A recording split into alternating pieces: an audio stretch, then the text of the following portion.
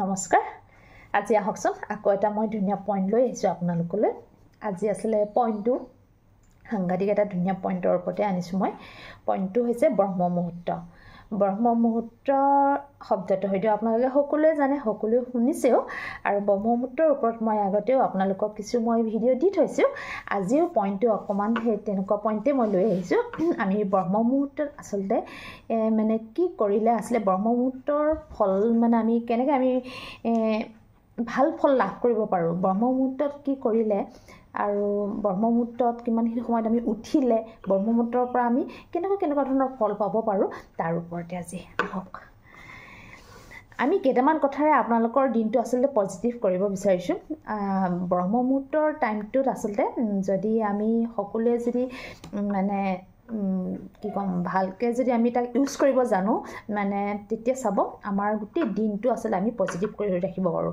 Main পইণ্টটো হৈছে কিন্তু ব্ৰহ্ম মুহূৰ্ত যদি ব্ৰহ্ম মুহূৰ্তত আমি সকলোখিনি কৰিব পাৰোঁ আহকচোন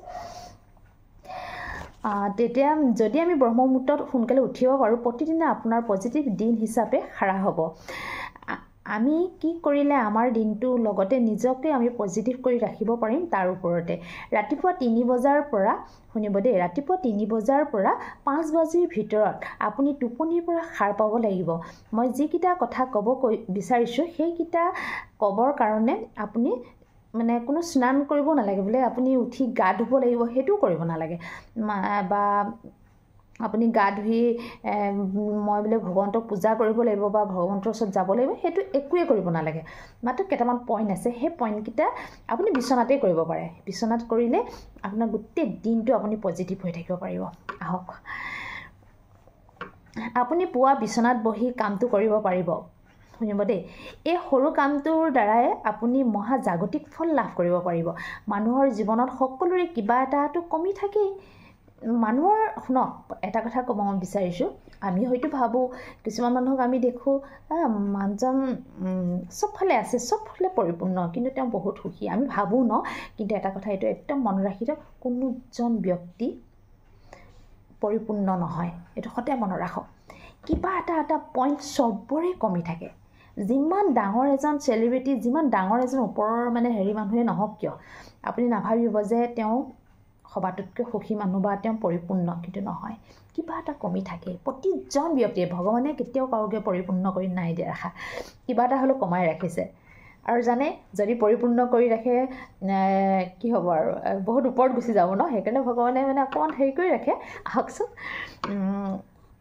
মানুহৰ জীৱন সকলোৰে কিবা এটা কমি থাকে ভগৱানে আচলতে কোনো ব্যক্তিকে পৰিপূৰ্ণ কৰি নাৰাখে শুনিলে নহয় সকলোৰে জীৱনত কিবা এটা হ'লেও অভাৱ হৈ থাকিবই আৰু থাকেই বোলে ইয়াত কৈছে শুনিব দেই যোনে যি বিচাৰে এই সকলোখিনি পাবলৈ সক্ষম হ'ব যদিহে আপুনি ব্ৰহ্ম মুহূৰ্তত উঠিব পাৰে ব্ৰহ্ম মুহূৰ্তৰ সময়খিনি যদি আপুনি ধুনীয়াকৈ ব্যৱহাৰ কৰিব জানে আপুনি যিখিনি আপুনি আজিলৈকে নাই পোৱা সেই বস্তুখিনি আপুনি পাবলৈ সক্ষম হ'ব হয়তো আপুনি মোক সুধিব পাৰে মই কেনেকৈ পাম কুৱেশ্যন এনচাৰ তেতিয়া আমি ক'ব লাগিব যে শুনক আমি যদি সদায় ব্ৰহ্ম মুহূৰ্তত উঠি পৰমাত্মাৰ লগত কানেক্ট কৰিব পাৰোঁ তেতিয়া ভগৱান আপোনাৰ কথা আপুনি যদি সদায় ৰাতিপুৱা উঠি ভগৱানৰ লগত যদি আপুনি কানেক্ট কৰিব পাৰে ধ্যানৰ দ্বাৰা তেতিয়া আপোনাৰ যিখিনি প্ৰব্লেম সেইখিনি যেতিয়া আপোনাৰ ভগৱানে আপোনাৰ কথা শুনিব আৰু তেতিয়া আপোনাৰ সেইখিনি ছল্ভ কৰি দিব কোনে কৰিব ভগৱন্তই কৰিব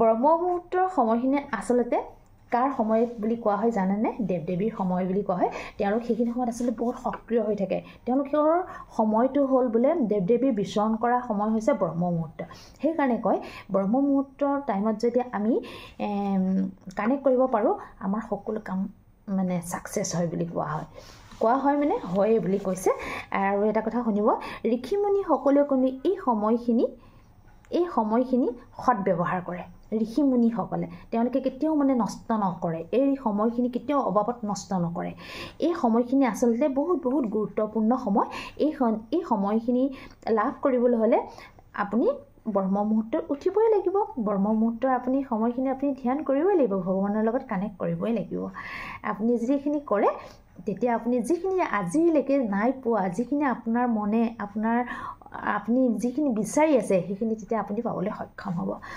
আপোনাৰ ইচ্ছা পূৰণৰ সুযোগ এই ব্ৰহ্ম মুহূৰ্তৰ সময়খিনিতে কৰিব পাৰে। সাংঘাতিক ধুনীয়া পইণ্ট ন? শুনিব দেই। ব্ৰহ্ম মুহূৰ্ত এনেকুৱা এটা সময়, দেৱ দেৱতাসকলে এই সময়ত সক্ৰিয় হৈ থাকে। মই কৈছোঁ অকণমান আগত, যিখিনি সময়ত উঠি যোনে নিয়ম এইখিনি সময়ত উঠি নিয়ম মানি চলে তেওঁলোকে সকলো ধৰণৰ ফল লাভ কৰিবলৈ সক্ষম হয়। তাৰ প্ৰথম সেইটোৱে হৈছে, শুনিব দেই, পুৱা বাতাবৰণ এক মহাজাগতিক শক্তি থাকে বুলি কৈছে। পুৱা বাতাবৰণটো মহাজাগতিক শক্তি একদম সক্ৰিয় হৈ থাকে। সেইকাৰণে কোৱা হৈছে এই সময়খিনি, সেইকাৰণে আমাৰ মনুষ্যসকলক সেইকাৰণে উঠি এই সময়খিনি লাভ ল'বলৈ আচলতে কোনে কৈছে কওকচোন? এই কথাখিনি আচলতে ভগৱন্তই কৈ আছে কথা। আপোনাৰ চেতনা মন ঈশ্বৰৰ বহু ওপৰত থাকিব এই সময়খিনিত যদি আপুনি উঠিব পাৰে। আপোনাৰ মনত যেতিয়া মহাজাগতিক শক্তি সোমাই পৰিব তেতিয়া চাব আপোনাৰ মনত থকা বা আপোনাৰ মন শক্তিশালী হৈ পৰিব, আপোনাৰ বেমাৰ আজাৰ নাইকিয়া হৈ পৰিব সেই মুহূৰ্তৰ ব্ৰহ্ম মুহূৰ্তৰ সময়খিনি। সেইকাৰণে কোৱা হৈছে যে আপোনালোকে কেতিয়াও অবাবত নষ্ট নকৰিব। আনকি কিছু বেমাৰৰ ডক্তৰসকলেও কয় আপুনি ৰাতিপুৱা সোনকালে উঠিবচোন, সোনকালে উঠি আপুনি এনেকৈ আমুক কৰিব তমুক কৰিব কয় ন? কেলৈ কয়? এই ৰাতিপুৱা টাইমটো ইমান পাৱাৰফুল, এই গোটেই 24 ঘণ্টাৰ ভিতৰত বোলে এই ৰাতিপুৱাৰ এই ব্ৰহ্ম মুহূৰ্তৰ টাইমটোৰ নিচিনা আৰু টাইম নাপাব। সেইকাৰণে কয় এই টাইমটো আপোনালোকে কি কয় নষ্ট নকৰিব। এই টাইমটো আপোনালোকে লাভ ল'বলৈ চেষ্টা কৰক। ইমান ধুনীয়া পইণ্ট চাওক। তাৰপিছৰখিনি শুনিব দেই।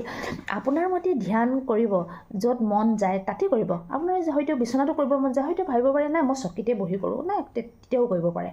য'তে মন যায় ধ্যান কৰাৰ সময়ত আপুনি শান্তি মনেৰে বহিব দেই। শুনক, ধ্যান কৰাৰ সময়ত একদম শান্তি মনেৰে বহিব আৰু উশাহটো দীঘলকৈ টানি আকৌ লাহেকৈ এৰি দিব, যাতে আপুনি শান্তি সুখ অনুভৱ কৰিব পাৰে। শুনক, এটা কথা কওঁ, ধ্যান এটা কথা সদায় মনত ৰাখিব দেই। ধ্যান বস্তুটো কৰিবলৈ হ'লে আপুনি অনুভৱ শক্তি আপোনাৰ বহুত থাকিব লাগিব।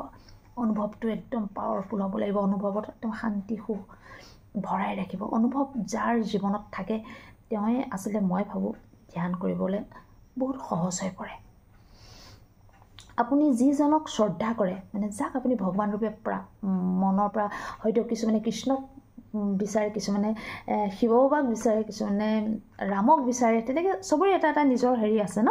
যাক স্মৰণ কৰে তেওঁক চকুৰ আগত আনি লওক। শুনিব দেই। ধ্যান কৰাৰ সময়ত তেওঁৰ লগত কানেক্ট কৰক আৰু তেওঁক স্মৰণ কৰক আৰু তেওঁক স্মৰণ কৰিব কৈছে, শুনিছেনে? আৰু তেওঁৰ নাম লওক। তেওঁৰ নাম লওঁতে আপোনাৰ মন শৰীৰ সুখ শান্তি জ্ঞান আনন্দৰে ভৰি পৰিব। হয়ো চাওকচোন, আপুনি যাক স্মৰণ কৰে, যাক আপুনি ভাল পায় তেওঁৰ নাম লওকচোন। নামটো লৈ আপুনি এতিয়া কিছুমানে ৰামক কয় ন?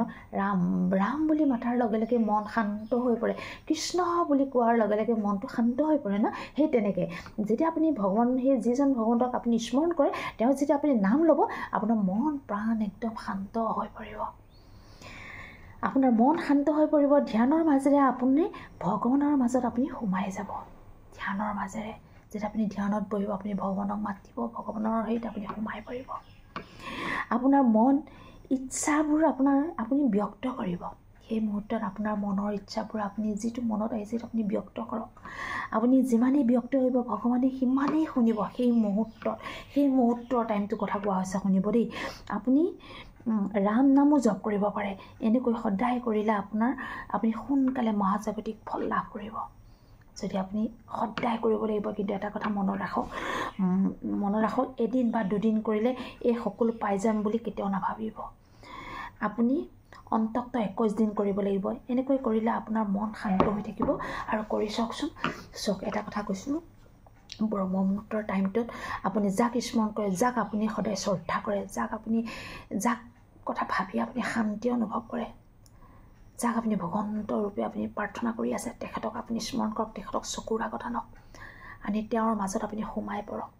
তাৰপিছত আপোনাৰ কথাখিনি আপুনি ব্যক্ত কৰক। আপুনি এটা কথা মনত ৰাখিব, ভগৱন্তই আপোনাৰ প্ৰতিটো কথাই শুনিব, প্ৰতিটো কথাই মানিব। এটা কথা কওঁ মই, এই ব্ৰহ্ম মুহূৰ্তৰ টাইমটো ইমান পাৱাৰফুল টাইম নহয়। এই টাইমটো আপুনি যি পাব বিচাৰে আপুনি চব পাব। এতিয়া আপুনি ভগৱানৰ লগত কানেক্ট কৰিব লাগিব। এই সময়খিনি কেতিয়াও নষ্ট নকৰিব। এই সময়খিনিক ইমান কি ক'ম, ইমান এটা হেৰি হিচাপে আপুনি ৰাখক নহয়, তাক যেন কোনো পধ্যে যেন আপোনাৰ এই সময়খিনি বিফল নহয়। আপুনি এইটো সদায় ধ্যান ৰাখিব। ব্ৰহ্মমুহূৰ্তৰ নিচিনা টাইম আপুনি কেতিয়াও নাপাব। ইমান শান্তি লাগে আপুনি যেতিয়া আপুনি এদিন কৰিব, দুদিন কৰিব, হয়তো অকণমান সময় লাগিব। যেতিয়া আপুনি কৰি গৈ থাকিব, আপুনি চাব সেইখিনি সময়তে আপোনাৰ গোটেই মন প্ৰাণ শক্তিৰে ভৰি পৰিব। গোটেই দিনটোত যে আপুনি কৰিবৰ কাৰণে যিখিনি শক্তি লাগে শৰীৰত, আমাৰ যিখিনি মন প্ৰাণ ফূৰ্তি হৈ থাকিবলৈ যিখিনি আমাৰ আনন্দ লাগে, মই কি ক'ম, এনাৰ্জি, সেইখিনি আপুনি সেই ৰাতিপুৱা ব্ৰহ্মমুহূৰ্তৰ টাইমটোতে আপুনি লাভ কৰি লওক। আৰু সেই মুহূৰ্তৰ সময়খিনি কেতিয়াও নষ্ট নকৰিব। আৰু ব্ৰহ্মমুহূৰ্তৰ সময়খিনিক বহুত ধ্যান দিয়ক। আপুনি যি বিচাৰিব সকলো পাব। ব্ৰহ্মমুহূৰ্তত বহুত পাৱাৰ। আজি আচলতে ভিডিঅ'টোত মই আপোনালোকক অকণ বুজাবলৈ চেষ্টা কৰিছোঁ। আপোনালোকে বুজি পাইছে নাই সেইটো মোক জনাব। আৰু যিমান পাৰে ব্ৰহ্মমুহূৰ্তৰ টাইমটো কেতিয়াও নষ্ট নকৰিব। আৰু এটা কথা এইখিনিতে কৈ দিওঁ, আগতে আমাৰ ককা আইতাহঁতেও কৈ থয় ন, ৰাতিপুৱা সোনকালে উঠিবা। কেলৈ কয় কওকচোন? এই টাইমটোত নহ'লে কিমান শক্তিশালী, সেইকাৰণে এই সময়খিনি মহাজাগতিক শক্তি বুলি উল্লেখ আছে। এই সময়খিনি সেইকাৰণে সকলোৱে লাভাৰ যোগেদি আগবাঢ়ি যাওক, সকলোৱে লাভ লওক। আৰু এই সময়খিনিত মই এটা কথা মই নিজৰ মনৰ পৰা কৈছোঁ, এই সময়খিনি যোনে অন্তঃকৰণে প্ৰাণ দি ভাল পায়, প্ৰাণ দি ধ্যান কৰে, মই ভাবোঁ তেওঁৰ নিচিনা আৰু সুখী নাপাব। তেওঁ সবাতোতকৈ সুখী মানুহ হৈ থাকিব, তেওঁ সকলো পাব। এয়াই আছিলে আজি মোৰ ভিডিঅ'টো যদি মোৰ ভাল লাগে লাইক শ্বেয়াৰ কমেণ্ট কৰিবলৈ নাপাহৰিব। আৰু যদি নতুন কোনোবাই চাই আছে, প্লিজ মোৰ ভিডিঅ'টো ছাবস্ক্ৰাইব কৰি থৈ যাব।